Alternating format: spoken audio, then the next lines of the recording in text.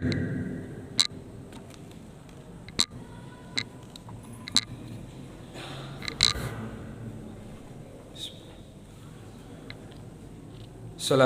warahmatullahi wabarakatuh. Alhamdulillahi rabbil alamin. Assalatu wassalamu ala ashrafil mursalin wa ala alihi wa ashabihi wa man sara ala nahjihi wastanna bisunnatihi ila yaumiddin. Allahumma 'allimna ma yanfa'una wanfa'na bima 'allamtana wa zidna ilman ya rabbal alamin. Ma'asyiral muslimin wal muslimat, a'azzani Allah wa iyyakum. Puji syukur senantiasa kita panjatkan kepada Allah Subhanahu wa taala. Karena kalau bukan karena nikmat dari Allah Subhanahu wa taala, kita tidak akan bisa berkumpul di tempat yang penuh keberkahan ini insyaallah, dalam rangka menuntut ilmu agama Allah Subhanahu wa taala, yaitu talabul ilm. Yang mana kata Nabi Muhammad sallallahu alaihi wasallam, man salaka tariqan yaltamisu fihi ilman sahhalallahu lahu bihi tariqan ilal jannah. Barang siapa yang menempuh suatu jalan dalam rangka mencari ilmu agama, maka Allah akan mudahkan baginya jalannya menuju surga Allah Subhanahu wa taala. Semoga kehadiran kita di masjid ini merupakan salah satu sebab dimasukkannya kita ke dalam surga Allah Subhanahu wa taala. Jamaah azani Allah wa iyyakum, pada kajian pertemuan kali ini insyaallah kita akan membahas sebuah tafsir surat pendek. Tafsir surat pendek yaitu salah satu surat yang tadi dibaca oleh imam di rakaat kedua. Yang tadi dibaca oleh imam pada rakaat kedua yaitu surat Al-Fil. Surat Al-Fil, apa artinya Al-Fil, Pak? Gajah. Al-Fil surat yang salah satu surat Makkiyah. Salah satu surat Makkiyah. Apa maknanya? Surat Makkiyah yaitu surat yang turun, salah, bukan surat yang turun di Mekah. Surat yang turun sebelumnya hijrah Nabi Muhammad sallallahu alaihi wasallam. Itu dinamakan surat Makkiyah. Adapun surah Madaniyah itu surat yang turun setelah hijrahnya Nabi Muhammad sallallahu alaihi wasallam. Jamaah azani Allah wa iyyakum, surat Al-Fil secara ringkas menceritakan tentang bagaimana ada sebuah pasukan yang ingin menyerang rumah Allah Subhanahu wa taala, yaitu Abrahah dan bala tentaranya yang ingin menyerang Ka'bah. Insyaallah nanti akan kita jelaskan secara detail kisah bagaimana Allah Subhanahu wa taala menghancurkan pasukan yang angkuh ini, menghancurkan pasukan yang sombong ini, akan tetapi dia ringan di mata Allah, di sisi Allah Subhanahu wa taala.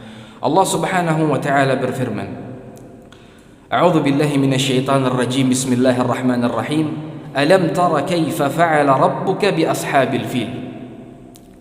Wahai Muhammad, tidakkah engkau perhatikan bagaimana yang Tuhanmu lakukan kepada pasukan bergajah? Bagaimana yang Tuhan melakukan kepada pasukan bergajah? Alam yaj'al kaidahum fi tadlil. Bukankah Allah menjadikan tipu daya mereka itu sia-sia? Wa arsala alaihim tayran ababil. Dan Allah pun kirimkan kepada mereka burung-burung yang berbondong-bondong sangat banyak. Tarmihim bihijaratin min sijil, yang mana burung-burung ini datang dengan cara berbondong-bondong melempari mereka dengan batuan-batuan dari tanah liat yang sangat panas. Faja'alahum ka'asfin ma'kul, sehingga lemparan tadi menjadikan mereka bagaikan daun yang dimakan oleh ulat. Jamaah azani Allah wa iyyakum, surat yang sangat pendek, berjumlah 5 ayat saja, yang sering kita baca di salat-salat kita, salat sunnah kita. InsyaAllah akan kita pelajari pada pertemuan kali ini. Al-Hafidh Ibn Hajar, Al-Hafidh Ibn Katsir rahimahullah ta'ala, dalam tafsir beliau, tafsir Al-Quran Al-Azim, menceritakan kejadian yang luar biasa ini. Jadi tafsir atau cerita pasukan bergajah ini bersambung, sambungan dari kisah Ashabul Ukhdud. Bagi kita yang sudah mendengar cerita Ashabul Ukhdud, cerita bagaimana orang yang beriman, yang mempertahankan keimanannya, dibakar oleh seorang raja. Kurang lebih ada 20.000 orang, yang mana agama mereka pada saat itu Nasrani, karena ini sebelum diutusnya Nabi Muhammad SAW. Akan tetapi mereka beriman kepada Allah Subhanahu wa Ta'ala.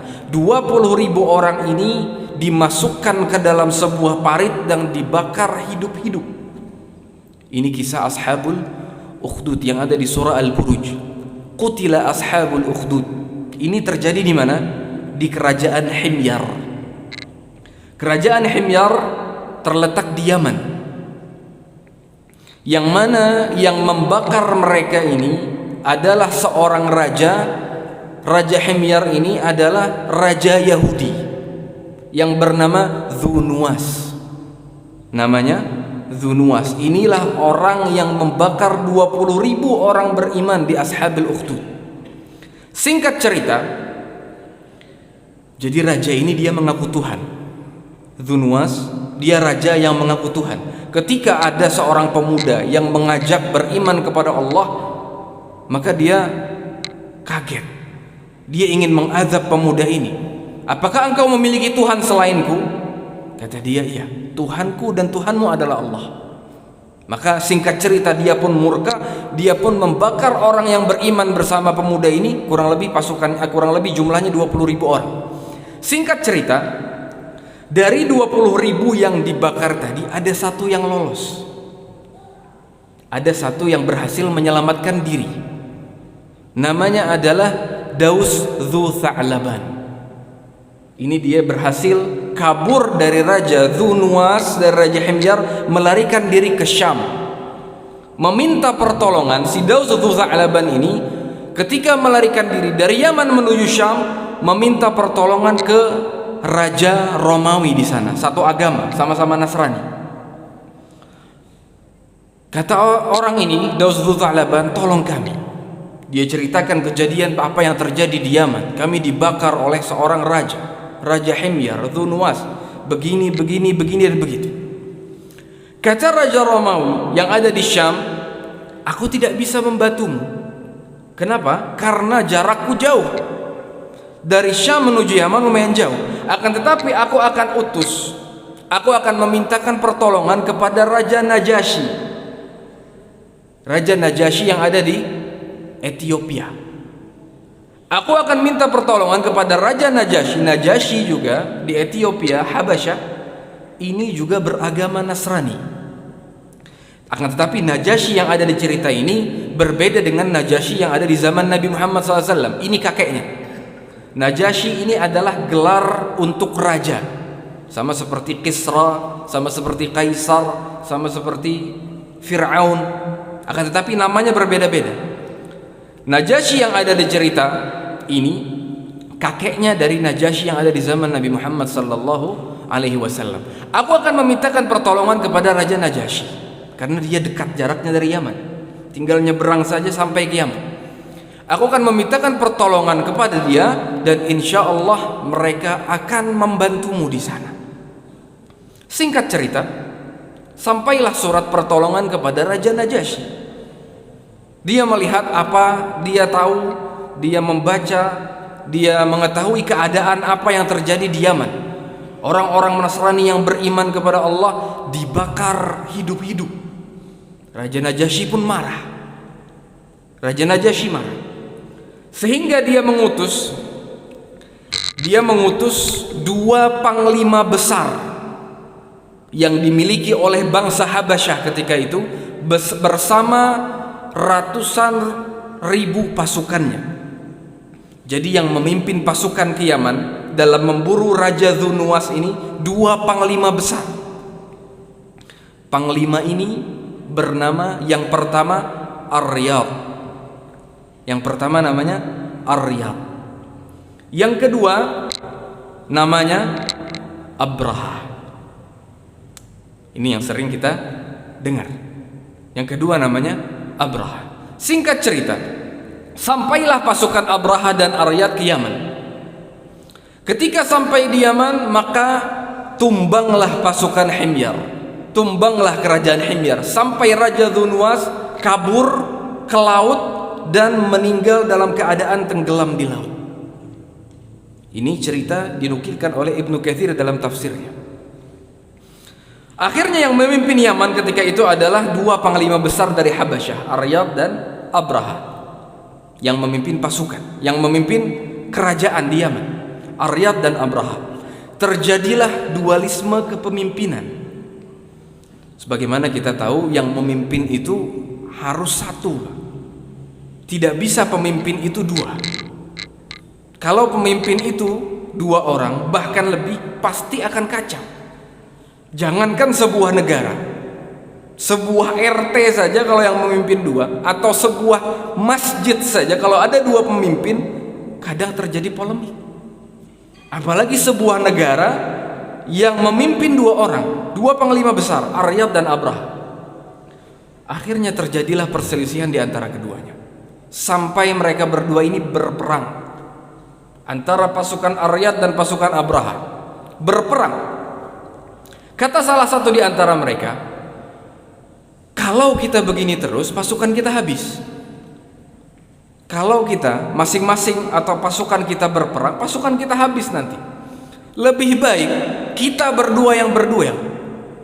Siapa di antara kita yang menang, yang masih hidup, maka dialah yang memimpin. Akhirnya terjadilah duel antara Abraha dan Aryad. Pada awalnya Aryad memenangkan pertarungan. Dipukullah Abraha sampai terputus hidung Abraha, sampai robek mulut Abraha. Tinggal sekali pukul saja, ini Abraha mati. Sekali tikam Abraha mati. Akan tetapi ada seseorang yang bernama Ataudah. Ataudah ini adalah pengawal setianya Abraha. Abraha menusuk Aryad dari belakang. Menusuk Aryad dari belakang, tumbanglah Aryad, meninggallah Aryad. Akhirnya Abraha lah yang tersisa dalam keadaan luka, akan tetapi dia yang tersisa hidup. Culas ke depan, culas. Akan tetapi dia yang tersisa hidup. Mau kada mau Abraha yang memimpin kerajaan di Yaman. Akhirnya Abraha lah yang memimpin pasukannya di Yaman. Aryad meninggal. Padahal tadi Aryad ini yang menang. Sampailah berita ini kepada pusat. Pusatnya di mana? Di Ethiopia. Afrika pada waktu itu adalah kekuatan yang besar. Raja Najasyi dan bala tentaranya, kekuatan yang sangat ditakuti.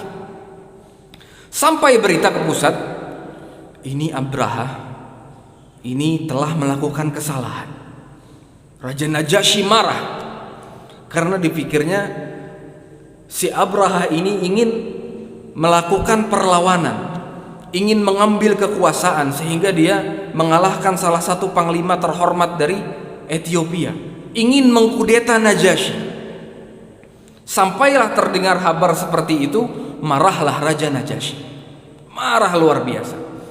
Kata Raja Najasyi, wallahi la adhabanna ilal Yaman, demi Allah aku akan pergi ke Yaman membawa pasukan yang besar. Dan demi Allah, kata Najasyi, Najasyi bersumpah, aku akan menginjakkan kakiku di tanah Yaman, dan demi Allah aku akan merobek ubun-ubunnya Abraha dan aku akan injak-injak di tanah Yaman. Saking marahnya Najasyi, dia sampai bersumpah dengan sumpah seperti itu. Orang dahulu amun sudah bersumpah itu kada boleh dilanggar, itu harus dipenuhi. Akhirnya sampailah tadi berita bahwasanya Najasyi marah kepada Abraha. Abraha pun ketakutan, takut bang, disangiti lawan pusat, dimarahi pusat ini, takut luar biasa. Akhirnya Abraha bagaimana caranya merayu Raja Najasyi, dikirimkan hadiah luar biasa banyaknya, dikirimkan hadiah luar biasa banyaknya, dan beserta hadiah itu ada surat keterangan. Wahai rajaku, demikian, aku tidak ingin melawan, aku tidak ingin mengkudetamu, aku masih ada di bawah kepemimpinan. Ini aku berikan hadiah. Kalau memang tindakanku tidak kamu senangi, kalau memang perbuatanku tidak kamu sukai, terimalah persembahan-persembahan, hadiah-hadiah ini yang aku bawakan sangat banyak, ini semuanya untukmu, perhiasan dan lain sebagainya. Dan termasuk di dalam hadiah itu apa? Tanah Yaman dan ubun-ubunnya Abraha disobek diberikan kepada Raja Najasyi. Terharu Najasyi melihat, aku berikan kepadamu tanah Yaman dan ubun-ubunku aku penggal sedikit, kuberikan untukmu sehingga engkau bisa menunaikan sumpahmu. Injaklah ubun-ubunku di atas tanah ini. Nah, ini persembahan luar biasa dari Abraha. Mengetahui ini, tenanglah Najasyi. Oh, berarti ini Abraha tidak menginginkan macam-macam. Berarti Abraha masih di bawah kepemimpinan. Dan Abraha pun tenang dia ketika berhasil menenangkan sang raja. Kata Abraha juga dalam suratnya, wahai rajaku, ayuhal malik, sa'abni laka kanisatan azimah, aku akan membangunkan untukmu gereja yang sangat besar, gereja yang sangat megah. Lam yuktab fi tarikhil Arab mithlahu, yang tidak pernah dalam sejarah bangsa Arab ada bangunan semegah ini, bangunan semewah ini. Gereja ini aku persembahkan untukmu, akan aku bangun di Yaman. Untuk apa? Untuk memalingkan hajinya bangsa Arab yang tadinya ke Ka'bah, yang tadinya ke Mekah, akan aku palingkan menuju Yaman. Nah, ini niatnya Abraha membangun gereja yang luar biasa. Gerejanya sangat megah. Tambah mendengar berita ini, Najasyi tambah luluh lagi, tambah cinta dengan Abraha. Singkat cerita, dibangunlah gereja tersebut.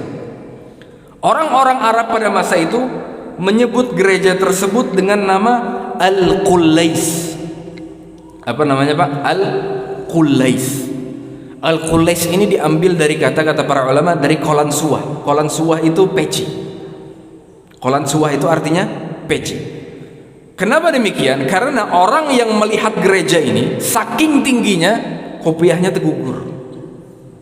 Kopiahnya tergugur ke belakang. Kenapa? Saking besarnya. Saking besarnya gereja itu. Dibangunlah gereja tadi. Mendengar pembangunan gereja yang sangat besar di Yaman dengan nama Qullais ini, dan tujuannya adalah untuk memalingkan hajinya bangsa Arab menuju Yaman yang tadinya di Mekah, maka orang-orang Quraisy pun marah luar biasa. Marah luar biasa orang-orang Quraisy. Karena kita tahu dari zaman Nabi Ibrahim sampai zaman Nabi Muhammad itu orang-orang Arab tuh berhaji ke Mekah, meskipun dia beragama Yahudi, meskipun musyrik, mereka berhaji ke Mekah. Akan tetapi mungkin ada kekeliruan dalam ritual haji mereka, seperti sebagian mereka ada yang berhaji dengan keadaan telanjang, talbiyah mereka dengan kesyirikan, Ka'bah diisi dengan patung-patung dan lain sebagainya. Akan tetapi tetap mereka berhaji, mereka mengagungkan bulan-bulan haji dan mereka mengagungkan Ka'bah. Ketika mendengar bahwasanya Abraha ingin memindahkan haji ke Yaman, marah orang-orang Quraisy. Kenapa marah?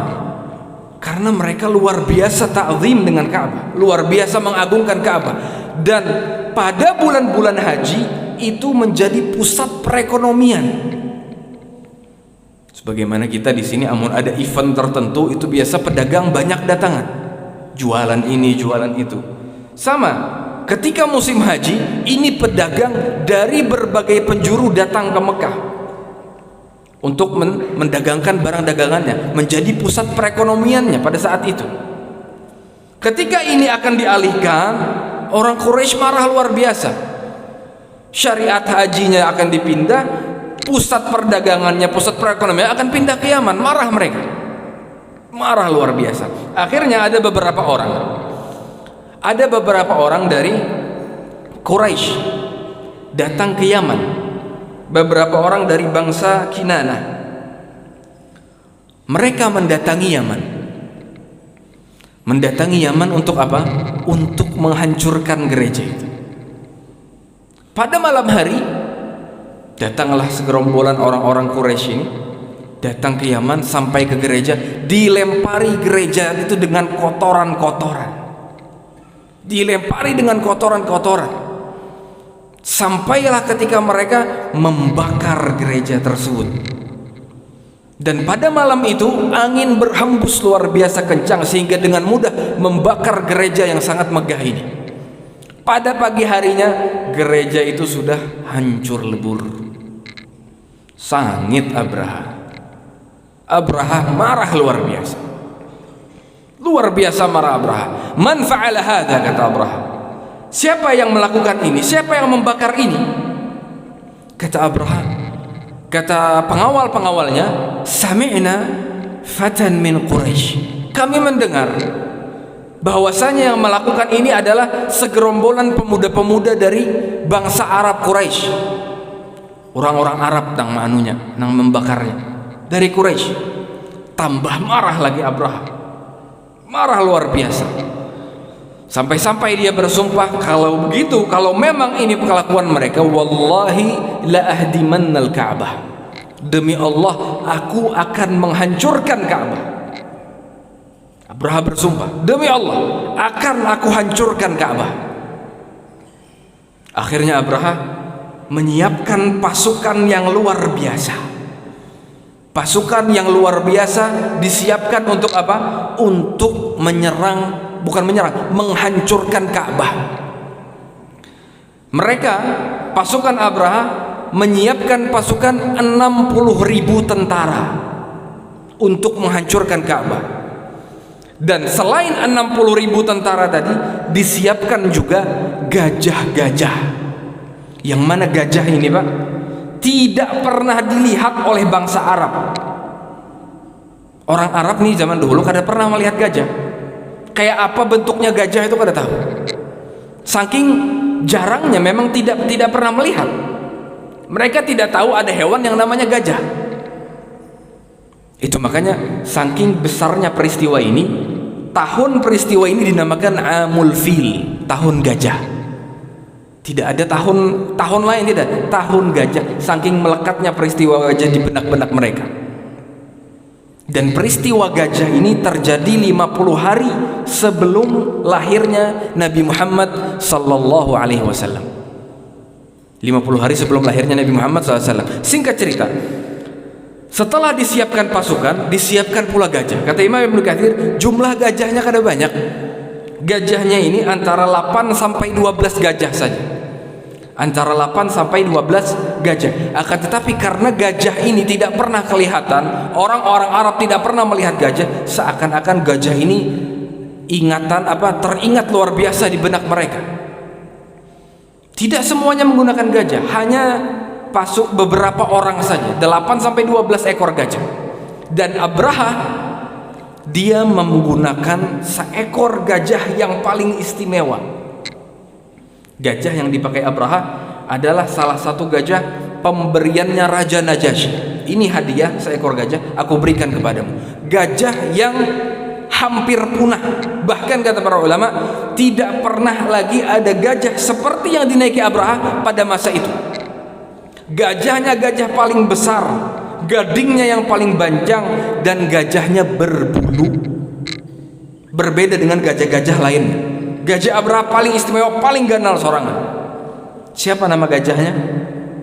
Mahmud. Nama gajahnya Mahmud. Ini jangan berkecil hati yang nama Mahmud. Ini bukan, ini Mahmud, ini gajah baik. Nanti akan kita cerita. Tidak perlu mengganti nama. Ini Mahmud, nama yang bagus. Akan tetapi nama gajah Abraha memang disebutkan namanya adalah Mahmud.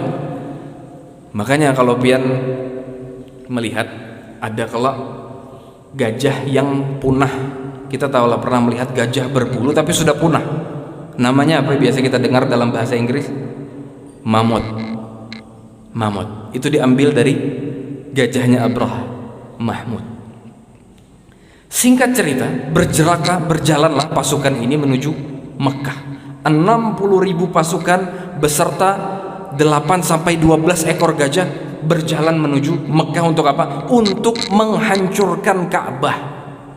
Ini tujuannya. Kenapa mereka sampai membawa gajah? Mereka sangat ingin sekali menghancurkan gajah ini, menghancurkan Ka'bah ini sampai ke akar-akarnya. Jadi mereka kada hendak menghancurkan Ka'bah di dipukuli Ka'bah itu sampai hancur, tidak. Akan tetapi nanti gajah ini membawa rantai dikalungkan di leher gajah. Setiap sudut Ka'bah nanti akan menarik, gajah ini akan menarik dengan rantai. Akhirnya Ka'bah ini terangkat sampai pondasinya, hancur, hilang. Bukan hanya dihancurkan begitu, sampai pondasinya, sampai akar-akarnya ingin dicabut. Setiap sudutnya nanti akan ditarik oleh gajah. Ini gunanya Abraha membawa gajah. Berjalanlah Abraha beserta pasukannya yang sangat besar ini menuju Ka'bah. Ketika di perjalanan ada beberapa orang atau beberapa perlawanan yang ditemukan oleh Abraha. Akan tetapi perlawanan ini sia-sia. Pertama, masih di dalam Yaman. Masih di dalam Yaman. Ada yang seorang raja bernama Dzunafar. Seorang raja bernama Dzunafar ingin menghentikan pasukan Abraha. Akan tetapi karena banyaknya, besarnya, kuatnya pasukan Abraha, Dzunafar ini sia-sia. Pasukannya habis. Dan Dzunafarnya pun ditawan, bahkan hampir dibunuh oleh Abraha. Akan tetapi Abraha tidak jadi membunuhnya dan menawannya saja. Tidak ada perlawanan, jalan lagi sampai di daerah bernama Khath'am. Sampai di daerah bernama Khath'am ada lagi perlawanan dari pasukannya Nufail bin Habib al-Khath'ami. Namanya Nufail bin Habib al-Khath'ami, ingin memberikan perlawanan kepada pasukan Abraha. Akan tetapi karena saking kuatnya pasukan Abraha, saking banyaknya pasukannya, pasukan ini pun dengan mudah dikalahkan oleh Abraha. Dengan mudah dikalahkan oleh Abraha, mati seberataan, kecuali Nufail bin Habib, ketuanya tadi, rajanya. Nufail bin Habib al-Khath'ami ketika ingin dibunuh oleh Abraha, dia mengatakan, ya ayyuhal malik, inni ara anna baqa'i ma'akum khairun min qatli. Sesungguhnya aku melihat kebersamaanku bersama kalian ini lebih bermanfaat daripada kalian membunuhku. Oh, kenapa kayak itu Abraha? Bisa jadi aku berguna sebagai penunjuk jalan menuju Ka'bah. Yang tadinya hendak melawan pasukan Abraha, akhirnya habis pasukannya, ditawan si Nufail, malah ingin bergabung bersama pasukan Abraha sebagai apa? Sebagai penunjuk jalan supaya kada dibunuh. Ini siasat Nufail, supaya kada dibunuh. Baiklah jawab Abraha, ikam umpat lawan aku kada jadi membunuh ikam, tunjuk akan jalan. Akhirnya jalan lagi Abraha beserta pasukannya, sampailah di kota Taif. Sampai di kota Taif. Sampai di kota Taif, para penduduk Taif merayu-rayu Abraha. Mereka takut bahwasanya Abraha ini juga ingin menyerang berhala mereka, karena di Taif ada berhala mereka yang mereka sembah, yaitu Lata ini tempatnya di Taif. Akhirnya mereka rayu-rayu Abraha, mereka baiki Abraha, dimanis-manisi Abraha agar tidak menghancurkan berhala mereka, karena ini yang diagungkan oleh mereka penduduk Taif, Lata. Akhirnya orang-orang Taif menawarkan seseorang namanya Abu Righal. Abu Righal ditawarkan, ini Abu Righal aku berikan kepadamu sebagai penunjuk jalan untukmu. Akhirnya ikutlah Abu Righal dan Taif pun selamat, tidak dihancurkan oleh Abraha. Berjalanlah pasukan Abraha, 60.000 pasukan bersama gajah-gajahnya, sampailah di suatu tempat yang bernama Al-Mughammas. Al-Mughammas ini jaraknya kurang lebih 10 kiloan dari Mekah, dekat, sudah parak ini. Sampai di suatu tempat namanya Al-Mughammas. Di Al-Mughammas ini biasanya orang-orang Mekah, penduduk-penduduk kaum-kaum Quraisy yang ada di Mekah, mereka mengembalakan hewan-hewan ternak mereka di tempat ini. Onta-onta mereka, kambing-kambing mereka, semuanya digembalakan di Al-Mughammas. Akhirnya harta-harta mereka, hewan-hewan ternak, harta-harta yang ada di Mughammas semuanya dirampas oleh Abraha. Semuanya dirampas oleh Abraha. Harta-harta hewan-hewan ternak penduduk Mekah yang lagi digembalakan pada saat itu dirampas semuanya oleh Abraha di Al-Mughammas ini. Salah satunya yang dirampas adalah 200 onta milik Abdul Muttalib. Siapa Abdul Muttalib? Kakeknya Nabi Muhammad sallallahu alaihi wasallam. Ketika sudah dirampas semua hewan-hewan ternak, harta-harta yang ada di Al-Mughammas, Abraha mengutus salah seorang utusannya bernama Hinatah. Wahai Hinatah, ikam datangi ke Mekah, berjalan ke Mekah, cari di Mekah siapa pemimpin. Bilang kepada pemimpin orang-orang Quraisy bahwasanya kami tidak ingin berperang dengan mereka. Katakan kepada mereka, kami kesini hanya ingin menghancurkan Ka'bah, habis itu balik. Luar biasa kalau nyamannya datang-datang hendak menghancurkan rumah orang, begitu bulik.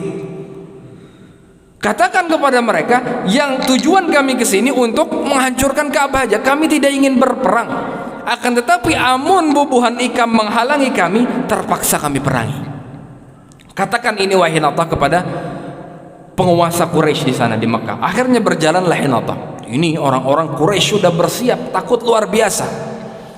Orang-orang Quraisy takut luar biasa. Pasukan Abraha datang bersama gajah. Apa itu gajah? Kada tahu. Di benak mereka gajah ini hewan yang besar. Takut luar biasa. Hinatah berjalan, utusannya Abraha ini berjalan ke Quraisy. Siapa pemimpin kalian? Siapa pemimpin kalian? Akhirnya majulah Abdul Muttalib. Pada saat itu memang Abdul Muttalib menjadi bangsa atau ketua, pemimpin bangsa Quraisy pada saat itu, kakek Nabi Muhammad sallallahu alaihi wasallam.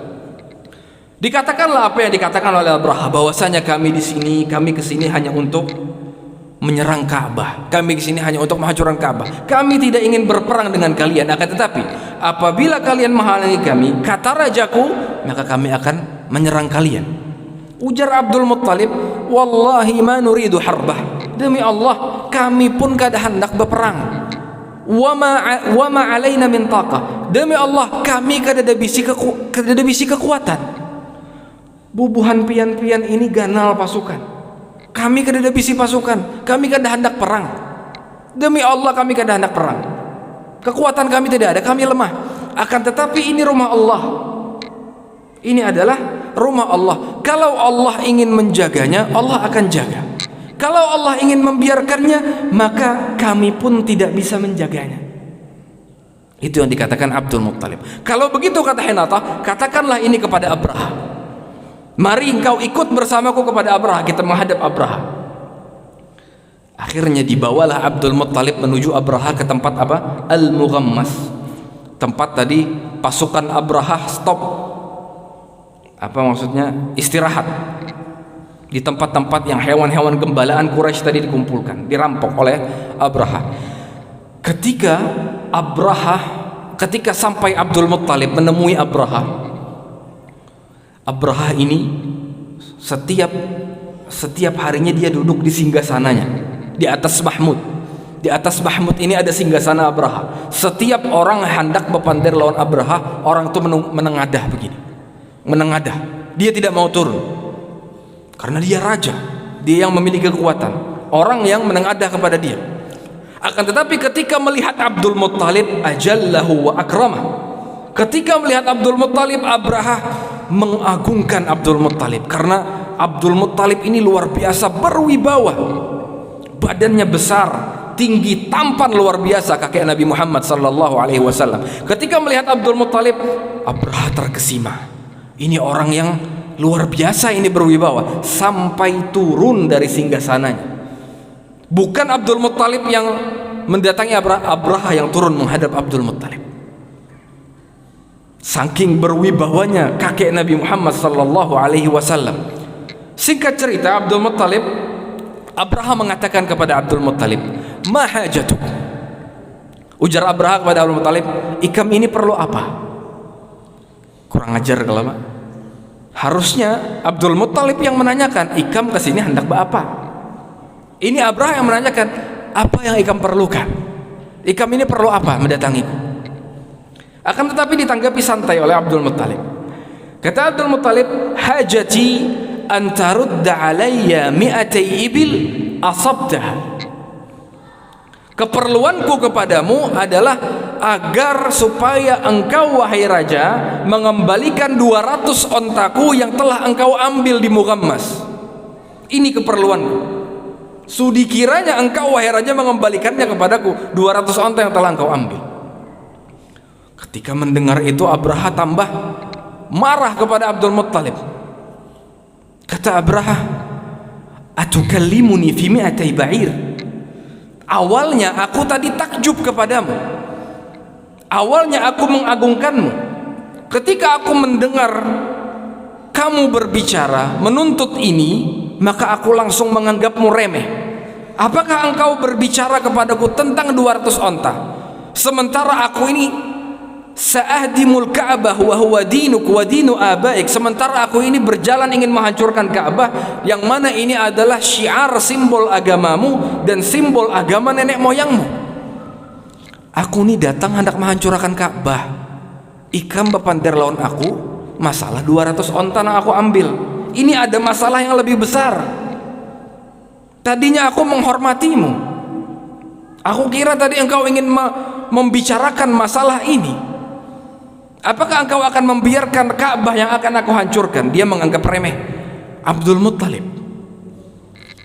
Akan tetapi kata Abdul Muttalib menjawab dengan sangat santai, inni ana rabbul ibil. Sesungguhnya aku ini adalah pemilik onta.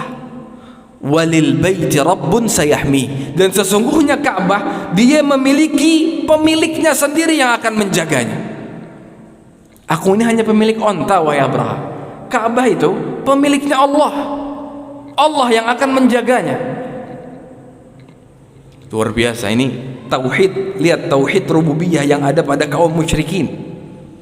Meskipun mereka menyembah berhala, akan tetapi mereka tetap yakin Allah Subhanahu wa taala itu Tuhan. Tuhan yang mengatur, Tuhan yang menciptakan, Tuhan yang menjaga. Akan tetapi di samping mereka menyembah Allah, dia juga menyembah kepada selain Allah, berhala-berhala tadi. Inilah yang diperangi oleh Nabi Muhammad SAW. Isya Pak? Belum? Sudah sampai belum? Alhamdulillah. Singkat cerita, sampai mana tadi? Kadi ingat belum? Hah? Allah menjaga. Inni ana rabbul ibil, kata Abdul Muttalib. Walil baiti rabbun sayahmi. Aku ini pemilik onta. Ka'bah ada Allah yang akan menjaganya. Kata Abraha dengan sombongnya, maka liyamtani'a minni. Mereka, siapapun itu, engkau atau Tuhanmu, tidak ada yang bisa menghalangiku. Sombong. Anta wa dzak, kata Abdul Muttalib. Itu urusan. Akhirnya, ketika Abdul Muttalib berpaling, persiapan ini, sesaat lagi Abraha akan menyerang Ka'bah, akan menyerang Makkah dengan pasukan bergajah, 60.000 pasukan. Abdul Muttalib kembali ke Ka'bah, berdoa di hadapan Allah Subhanahu wa taala. Allahumma innal mar'a yamna'u rahlahu famna' hilalak. Ya Allah, sesungguhnya manusia akan menjaga rumahnya, maka jagalah rumahmu ya Allah. La yaghlibanna salibuhum wa mihaluhum ghadwan mihalak. Jangan sampai salib-salib mereka, jangan sampai tipu daya mereka mengalahkan tipu dayamu, maka hancurkanlah mereka. Abdul Muttalib berdoa ini di hadapan Ka'bah sebelum diserang oleh Abraha. Akhirnya Abdul Muttalib menginstruksikan kepada semua penduduk Makkah, naik ke atas gunung. Ini kita sudah ada kaum melawan, ayo kita naik ke atas gunung, selamatkanlah diri, biar Allah yang menjaga. Bagaimana kalau kita azan dulu terus kita lanjutkan sedikit, Wala? Bisa? Lanjutkan aja? Lanjutkan saja. Singkat cerita, kita tidak bisa melawan. Kita tidak bisa melawan. Ayo kita lari saja ke atas gunung. Allah yang akan menjaganya. Allah yang akan menjaganya. Akhirnya ketika mereka Quraisy tadi sudah sampai di atas gunung, dari arah sana, dari arah depan pasukan bergajah ini, awan pun menjadi gelap. Awan menjadi gelap. Tiba-tiba Allah kirimkan burung-burung yang berbondong-bondong luar biasa. Sebelumnya tadi, sebelum ini ada cerita Nufail bin Habib, tawanan tadi yang ditawan oleh Abraha, dia berhasil kabur.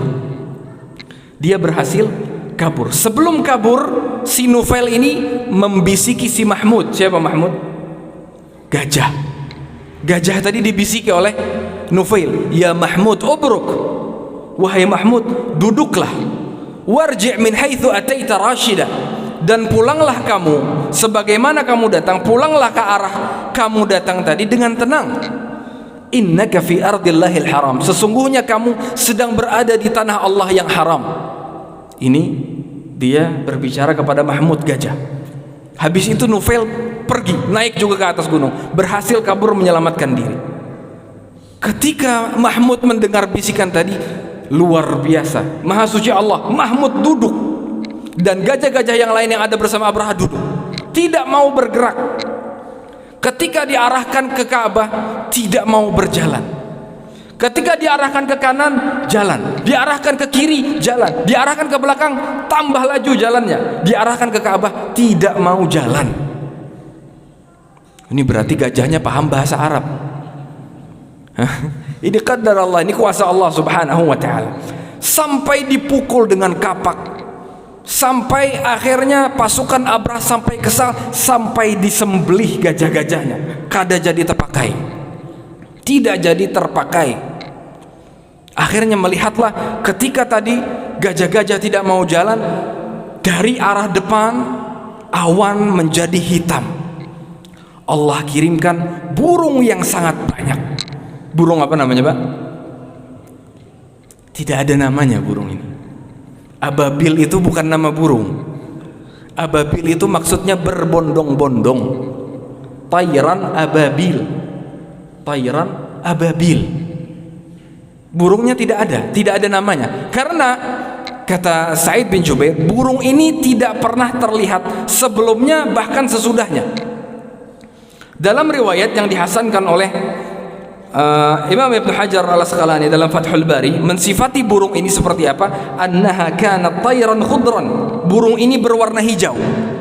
Takhruju minal bahri laha ru'us ka ru'usis sibah. Dia keluar dari laut dan kepalanya seperti kepala binatang buas. Ini burung yang tadi datang menyerang pasukan Abraha. Singkat cerita, burung tadi datang, tidak tahu datang dari mana, melempari pasukan Abraha dengan batu-batu. Setiap burung membawa 3 batu, 1 batu di mulutnya, 2 batu di kaki-kakinya. Dilempari pasukan Abraha, kocar kacir pasukan Abraha. Lihat bagaimana Allah menghinakan pasukan bergajah yang tadinya sombong membawa gajah, membawa pasukan banyak, dihinakan Allah dengan burung. Burung saja yang mana? Tidaklah seseorang mengenai batu yang dibawa burung tadi kecuali pilihannya 2. Kalau kada mati, lumpuh seumur hidup. Bahkan kata Imam Ibnu Katsir, tidaklah ada yang mengenai batu tadi, tidaklah mengenai kepala kecuali akan keluar dari duburnya. Tidaklah menembus, tidaklah mengenai suatu kulit kecuali akan keluar di sisi lainnya. Saking dahsyatnya. Termihim bihijaratin min sijil, yang mana burung ini melempari dengan batu-batu dari tanah liat yang terbakar sangat panas. Dalam riwayat lain ini batu-batu dari api neraka. Maka kocar kacirlah pasukan Abraha. Ada yang meninggal di tempat, ada yang berhasil kabur, akan tetapi dia kabur sesaat, badannya lepas-lepas kena batu tadi, tangannya copot satu persatu kena batu tadi. Kata Imam Ibn Hajar juga mengatakan, tidaklah ada seseorang yang terkena batu tadi illa akhadathumul hikkah, kecuali akan merasa gatal yang luar biasa. Yang gatal tadi amun digaru, maka daging pun akan berguguran. Saking seramnya batu yang dikirimkan Allah Subhanahu wa taala melalui burung kepada pasukan Abraha. Akhirnya kocar kacir tidak jadi menyerang Ka'bah. Sebagian mereka ada yang meninggal langsung, sebagian mereka ada yang cacat, sebagian mereka ada yang bisa kabur tapi dengan anggota badan yang lepas-lepas satu persatu. Termasuk salah satunya adalah Abraha. Abraha dihinakan oleh Allah Subhanahu wa taala. Dia tidak langsung meninggal di tempat. Akan tetapi dia meninggal ketika sampai perjalanan pulang menuju Yaman. Di perjalanan pulang badannya copot satu persatu, jarinya, tangannya, badannya terkoyak, terkelupas satu persatu. Sampai di Yaman, dadanya terbelah, jantungnya keluar, meninggal di hadapan rakyat-rakyatnya sendiri. Allah hinakan pasukan-pasukan ini yang tadinya sombong ingin menyerang Ka'bah. Akan tetapi tidak ada daya upaya melainkan daya upaya Allah Subhanahu wa taala. Makanya Allah sebutkan faja'alahum ka'asfin ma'kul. Allah menjadikan mereka pasukan tadi karena terkena lemparan dari burung tadi ka'asfin ma'kul, seperti daun yang dimakan ulat. Daun kalau dimakan ulat gimana Pak? Bolong-bolong, beluang-beluang. Itu sama seperti anggota tubuh yang lepas-lepas tadi, terpacul sedikit demi sedikit sampai jantung Abraha terbelah karena ingin menyerang Ka'bah. Ini jamaah azani Allah wa iyyakum, cerita dari surah Al-Fil, surah pasukan bergajah. Perlu kita perhatikan bahwasanya Allah Subhanahu wa taala pasti menolong rumahnya, pasti menolong Ka'bah. Kalau Ka'bah saja ditolong oleh Allah, apalagi kita orang-orang muslim yang beriman kepada Allah. Padahal Nabi mengatakan inna hurmatul muslim indallah a'zamu min hurmatil Ka'bah. Sesungguhnya kehormatan muslim di sisi Allah lebih hormat, lebih mulia dibandingkan kehormatan Ka'bah. Kalau Ka'bah saja ditolong oleh Allah, maka kita jangan berputus asa dari pertolongan Allah Subhanahu wa taala. Hadza wallahu a'lam wa sallallahu ala nabiyyina wasallam. Ini yang dapat ulun sampaikan. Salah dan khilafnya ulun minta maaf. Ulun minta maaf mengambil waktu yang lumayan malah. Karena kalau bepandir ini kada terasa Pak, tiba-tiba habis waktunya. Kalau pian unggut-unggut ini mendengarkan. Hadana Allah wa iyyakum ajma'in. Subhanakallahumma wa bihamdik asyhadu an la ilaha illa anta astaghfiruka wa atubu ilaik. Assalamualaikum warahmatullahi wabarakatuh.